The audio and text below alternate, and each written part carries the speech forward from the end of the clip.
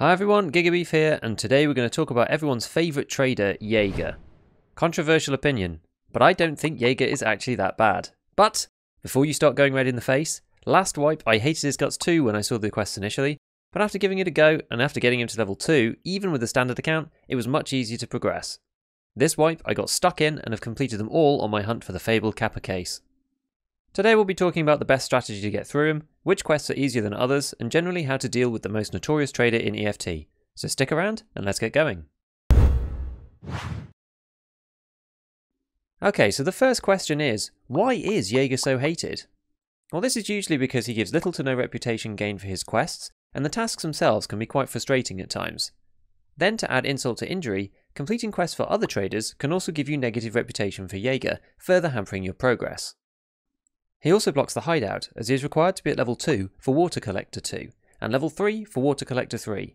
This gates the Bitcoin farm, as you need Intelligence Center level 2, which needs Nutrition level 3, which needs Lavatory level 3, which needs the Water Collector at level 2, which needs Jaeger at level 2. Water Collector 3 also blocks Bitcoin level 3 and the Booze Generator, which prevents you from finishing the hideout completely. So how do we deal with him? I think the best way to demonstrate this is to use the quest flowchart available on the wiki, which we'll be checking out for the pathways that we need to go down. The idea of this guide is not to go into the minutiae of every quest, but instead give an overview of the entire quest line, what you need to do, easy ways and tips to complete the harder ones, and what order they should be done in. One other thing to mention is that because of the negative rep from the other quest lines, it's not exactly clear-cut how many Jaeger tasks you need to finish before getting to his different trader levels, as it depends on how far you are with the others too. Before we even start, 3 quest items to look out for that are really annoying to get later are 3 Find in Raid Labs cards, 2 Find in Raid CMS kits, and 3 Find in Raid flash drives. You get 1 CMS kit as a Jaeger quest reward, so keep hold of that, and a CMS along with Labs cards are found in your scav runs on spawn sometimes. Don't be tempted to sell them until you have more than required. For flash drives, there's a bunch of other guides out there. I hate looking for items personally, so I waited until I had Intelligence Center 2 and crafted them all for both Skier and Jaeger. A bit extreme, I know, but worth it for what I wanted to do at the time. Jaeger is not unlocked at the beginning, as you get him through Mechanics Introduction questline after finishing Gunsmith Part 1, which requires level 5. Introduction is a fairly easy start, as we have to go to the Hunting Lodge on Woods, we pick up the message, and we extract. This then unlocks Acquaintance, where you have to hand Jaeger some food items, which is straightforward to complete with the flea market so long as it's not the first week of the wipe, as these are not required to be found in raid. If you don't have the flea market yet, I'd focus on getting that first before trying to get this quest done, as your time is better spent gaining XP in other ways like killing scavs, quests with other traders and looting than specifically trying to find Iskra lunchboxes and Tushonka. It'll save you a lot of time to do it in this way. Then we get to our first set of choices. Unprotected but Dangerous doesn't go anywhere, but it is easy to finish. Find a nice spot near where scavs spawn and chill there. I have my favourite spot here on Woods for completing scav quests with no map requirement, or that are on Woods specifically. By the way, you just need to have the armour off to kill them, so you can keep it on at the beginning and just put it in your bag before you take the shot if you prefer. We'll get 0.04 rep for this, and we should do it. Going the other way to the main quest line, Thrifty, we place a few bottles of water and MREs on Woods in the bunkers.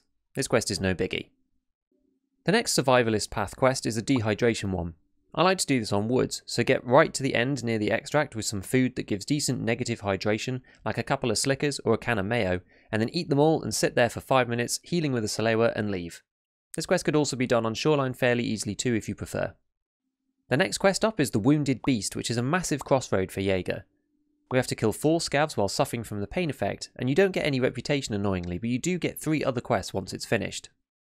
I've found that the best way is to just jump off something to break a leg, don't use a splint but heal back to full, then use a painkiller and you can walk normally.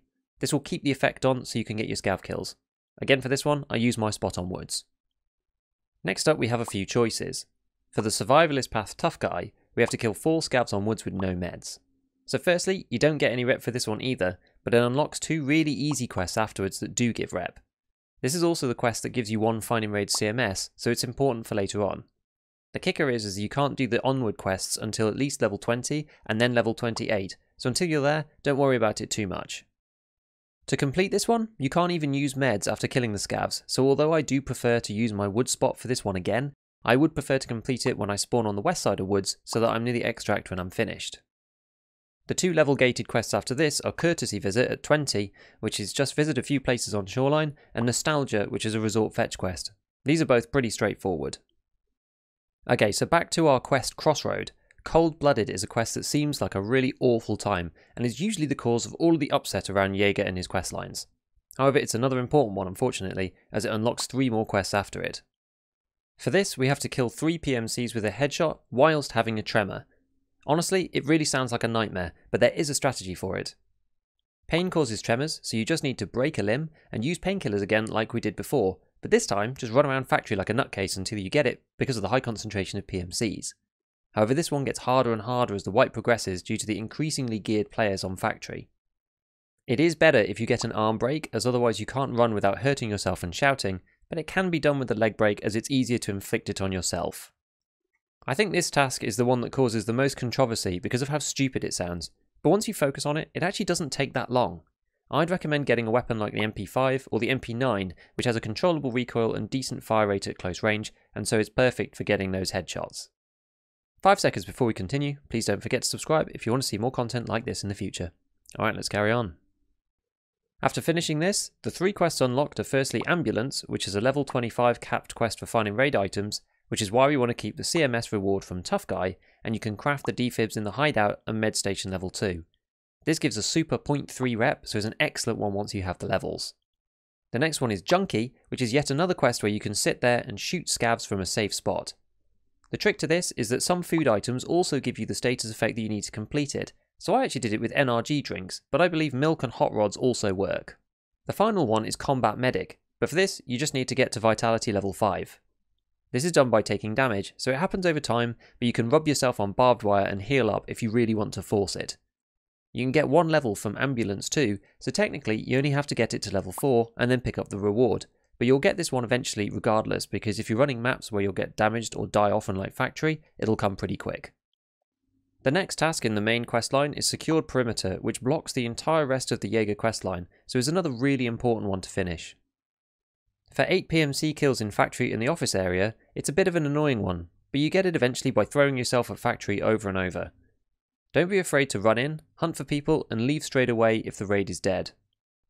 Make sure you invest in a Factory exit key to leave through Gate 0 via the tunnels if required, or just use Gate 3 normally if you think it's clear. The entire building counts, so the bathrooms, the office itself, along with the corridor and the stairs, so you don't just have to camp the office room directly.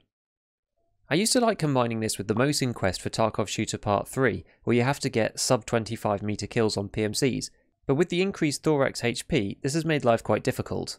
It's the most efficient way to complete it, but if you're having trouble then you can potentially split them up, so that you can open up the next set of quests in this line. I still think it might be the best way to go about it by combining them honestly, as I'm not sure how else you expect to get the sub 25 meter Mosin kills.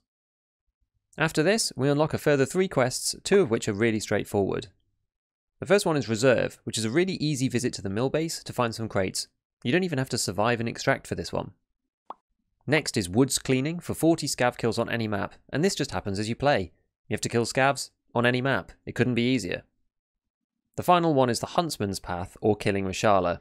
This one is actually pretty difficult to be honest, and is the start of the boss's questline, but isn't necessary to get Jaeger to where we want him to be.